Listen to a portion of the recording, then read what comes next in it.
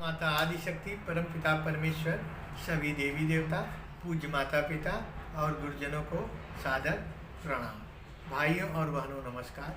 प्रिय बच्चों को बहुत सारा आशीर्वाद। माता आदिशक्ति आप सबको सुखी, संपन्न और वैभवशाली बनाए।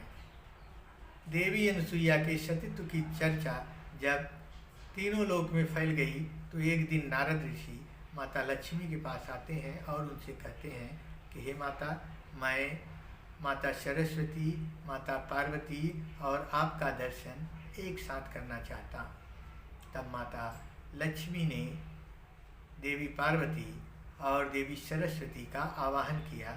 वे तीनों देवियाँ जब एक साथ मिलती हैं तब माता लक्ष्मी ने कहा कि नारद, अब आप कहिए, आपको क्या कहना है। तब नारद ऋषि ने कहा कि हे माता, इस समय तीनों लोक में देवी अनुसुईया के सतीत्व की चर्चा हो रही है। तब माताओं ने कहा, यह तो बड़ी अच्छी बात है।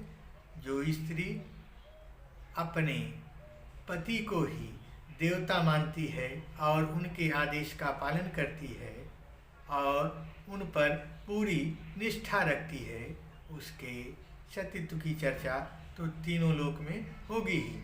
तब नारद ऋषि ने कहा कि हे माता, मैं तो सिर्फ यह कहने आया था कि उनकी परीक्षा होनी चाहिए।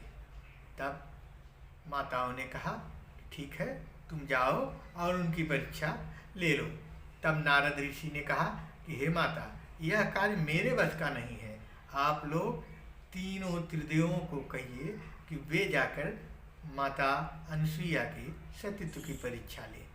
तब तीनों देवियों ने त्रिदेवों से हट किया कि वे जाकर उनके सतीत्व की परीक्षा लें। तब त्रिदेवों ने कहा कि हे देवी, ये तो उचित नहीं है। जब माताओं ने बहुत हट किया तब तीनों त्रिदेव सती अनुसुईया के सतीत्व की परीक्षा लेने जाते हैं। वे साधु का भेष बनाकर देवी अनुसुईया से भिक्षा मांगते हैं। जब देवी अनुसुईया भिक्षा लेके आती हैं तब त्रिदेवों ने कहा कि हे देवी, हम इस तरह भिक्षा नहीं लेते। हमें भिक्षा देना है तो हम बिना वस्त्र के भिक्षा लेते हैं। तब देवी अनुसुईया ने कहा, ये कैसे साधु हैं जो बिना वस्त्र के भिक्षा मांगते हैं। उन्होंने अपने तपोबल और अपने पतिव्रत धर्म के प्रभाव से देखा तो उन्हें त्रिदेवों के दर्शन हुए। तब उन्होंने अपने तपोबल और अपने पतिव्रत धर्म के प्रभाव से तीनों त्रिदेवों को बालक के रूप में परिवर्तित कर लिया। और इसके उपरांत जब बहुत समय तक त्रिदेव अपने अपने स्थान पर नहीं गए तो तीनों माताओं को बड़ी चिंता हुई और उन्होंने नारद ऋषि का आवाहन किया और उनसे पूछा कि हे नारद, इस समय तीनों त्रिदेव कहाँ हैं। तब नारद ऋषि ने कहा कि हे माता, मुझे क्या मालूम इस समय तीनों त्रिदेव कहाँ हैं, ये तो आप लोग जानती होंगी। तब तीनों माताओं ने कहा कि हमने उन्हें हठपूर्वक देवी अनुसुईया के सतीत्व की परीक्षा लेने भेजी थी।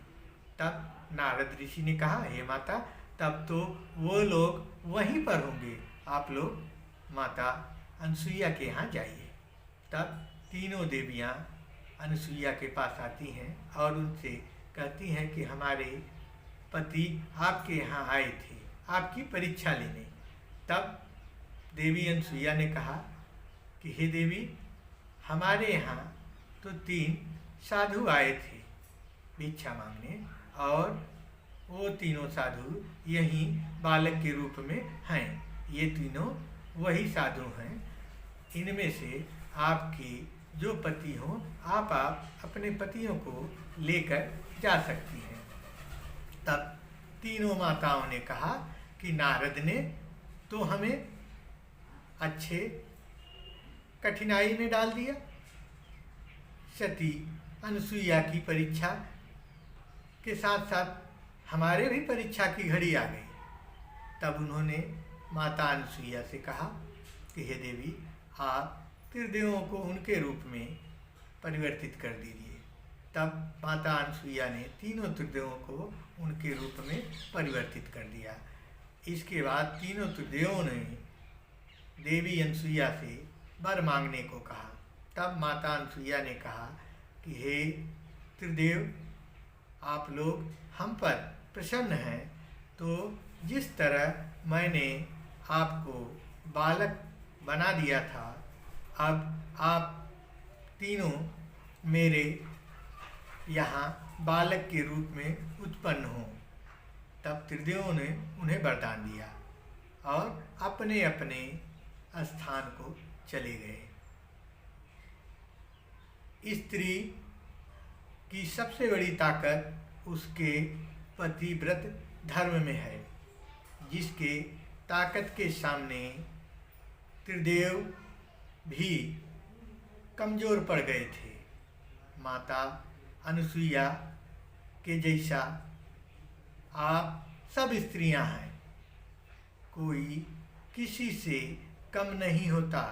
जिस तरह आप लोग आज अपना जीवन व्यतीत कर रहे हैं, उसी तरह एक दिन माता अनुसुईया ने इसी धरती पर आपके जैसा ही अपना जीवन व्यतीत किया था। जो स्त्री अपने पति को देवता मानती है और उनके आदेशों का पालन करती है, उनकी सेवा करती है, उससे बड़ा ताकतवर कोई नहीं होता। वह सबसे शक्तिशाली होती है। उसकी शक्ति के सामने तो ब्रह्मा, विष्णु और महेश की शक्ति कमज़ोर पड़ गई थी। इसलिए आप लोग अपनी शक्ति को पहचानें। आपसे ज़्यादा शक्तिशाली कोई नहीं हो सकता। आप अपने धर्म का पालन करें और इस संसार में माता अनुसुईया के जैसा अपने सतीत्व का डंका बजाएं और अपने सतीत्व की चर्चा को तीनों लोक में फैलाएं। मैं माता अनुसुईया के साथ साथ इस संसार की सभी माताओं और बहनों को प्रणाम करता हूँ। नमस्कार।